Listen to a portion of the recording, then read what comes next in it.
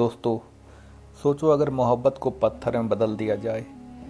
अगर किसी का प्यार इतना गहरा हो कि वो सदियों तक दुनिया को उसकी कहानी सुनाते रहे, तो वो कैसा होगा। आज हम खड़े हैं दुनिया के सबसे मशहूर इमारत के सामने, ताजमहल। आगरा की धरती पर खड़ा ये सफ़ेद संगमरमर का शिखर सिर्फ एक मकबरा नहीं है, ये मोहब्बत की सबसे बड़ी मिसाल है। हर साल दुनिया भर से लाखों लोग यहाँ आते हैं, कोई फ़ोटो लेने, कोई हिस्ट्री जानने और कोई सिर्फ इस खूबसूरती को महसूस करने। लेकिन ताजमहल की असली कहानी क्या है? कैसे बना ये अजूबा? और क्या सच में ये सिर्फ एक लव स्टोरी है? आइए जानते हैं।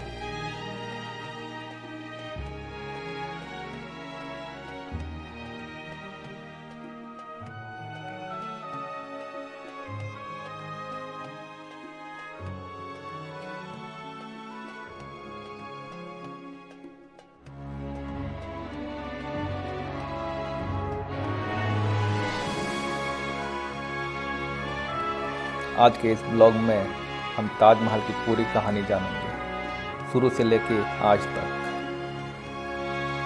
ताजमहल की कहानी शुरू होती है मुगल दौर से।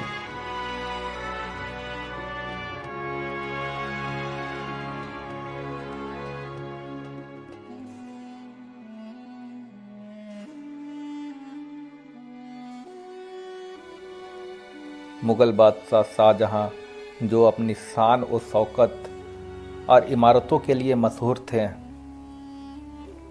लेकिन शाहजहां की ज़िंदगी का सबसे खूबसूरत हिस्सा थी उनकी बेगम मुमताज़ महल। मुमताज़ का असली नाम अर्जुमांद बानो बेगम था। जब शाहजहां ने उन्हें पहली बार देखा, तभी उन्हें उनसे मोहब्बत हो गई।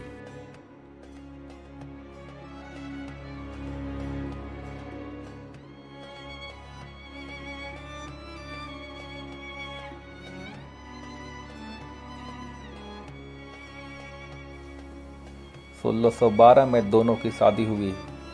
कहते हैं मुमताज़ सिर्फ एक बेगम नहीं थी, वो शाहजहां की सबसे करीबी दोस्त, उनकी राजदार और हर फैसले में उनकी साथी थी।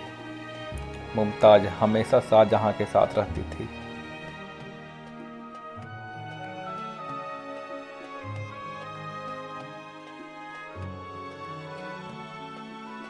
सफ़र में, जंग में, हर जगह। लेकिन 1631 में एक ऐसा पल आया जिसने सब कुछ बदल दिया।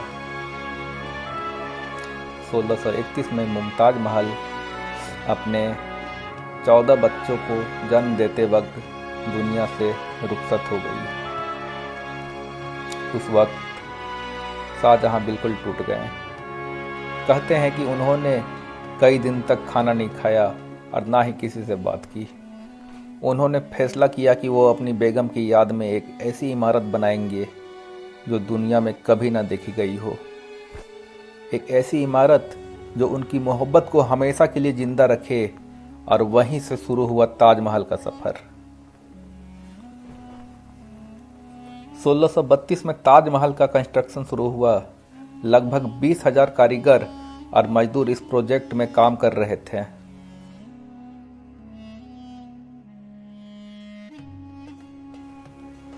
आज भी जब आप ताजमहल को देखते हैं तो यकीन करना मुश्किल होता है कि इतनी परफेक्ट सिमेट्री उस वक्त के लोगों ने बिना मॉडर्न टेक्नोलॉजी के बना दी। ताजमहल की सबसे खास बात उसकी सिमेट्री। अगर आप एक साइड देखते हैं तो दूसरी साइड बिल्कुल वैसी ही दिखेगी। हर चीज़ परफेक्टली बैलेंस है।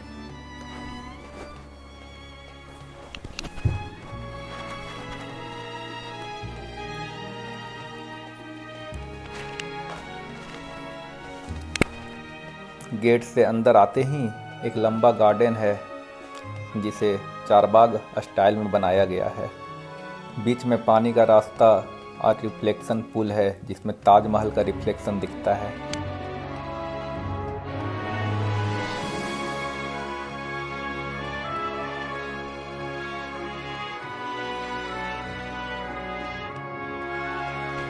ताजमहल के चारों तरफ 4 मीनारत हैं जो थोड़ी सी बाहर की तरफ झुके हुए हैं।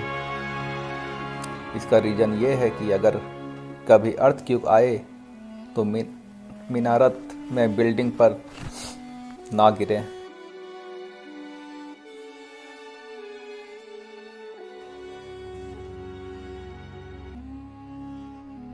तो डिजाइन आप देखते हैं वो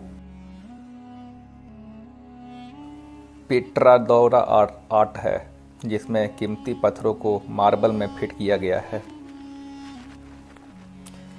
एक और इंटरेस्टिंग बात यह है कि ताजमहल दिन भर अपना रंग बदलता है। सुबह हल्का पिंक, दोपहर चमकता हुआ सफ़ेद, शाम गोल्डन कलर और रात में चांदनी के नीचे चांदनी जैसे चमकता हुआ। इसी वजह से फोटोग्राफर्स और ट्रैवलर्स के लिए जगह एक ड्रीम लोकेशन है। शाहजहां ने ताजमहल बनवाया, लेकिन वो अपनी ज़िंदगी के आखिरी सालों में यहाँ नहीं रह पाए।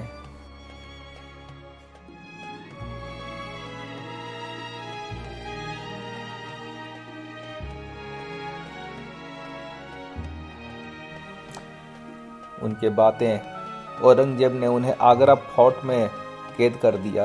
कहते हैं शाहजहां अपनी ज़िंदगी की आखिरी 8 साल आगरा फोर्ट की एक खिड़की से ताजमहल को देखते हुए गुजारे, और जब 1666 में उनकी मौत हुई तो उन्होंने भी ताजमहल में मुमताज महल के पास दफन कर दिया गया।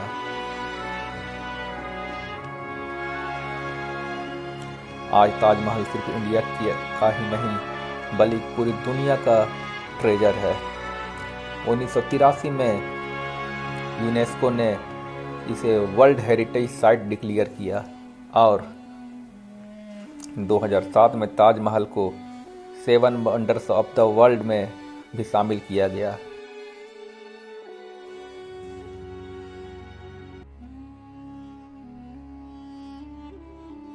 हर साल मिलियन ऑफ टूरिस्ट यहाँ आते हैं। यहाँ आके लोग सिर्फ फ़ोटो नहीं लेते बल्कि हिस्ट्री को महसूस करते हैं। दोस्तों, ताजमहल सिर्फ मार्बल की इमारत नहीं है, यह एक कहानी है। एक बादशाह का प्यार है, एक बेगम की यादों की कहानी है और एक ऐसी मोहब्बत की कहानी है 400 साल बाद भी दुनिया को इंस्पायर करती है। अगर आप कभी आगरा आएँ तो ताजमहल को सिर्फ कैमरा से मत देखिए, उस दिल से महसूस कीजिए, क्योंकि शायद इसीलिए लोग कहते हैं दुनिया में अगर मोहब्बत का कोई रूप है तो वो ताजमहल है। अगर आपको ये ब्लॉग पसंद आया हो तो वीडियो को लाइक करें, चैनल को सब्सक्राइब करें और कमेंट में बताएं कि आप नेक्स्ट किस जगह का ब्लॉग देखना चाहेंगे। मिलते हैं नेक्स्ट ब्लॉग में एक नया सफ़र और एक नई कहानी के साथ। तब तक के लिए बाय।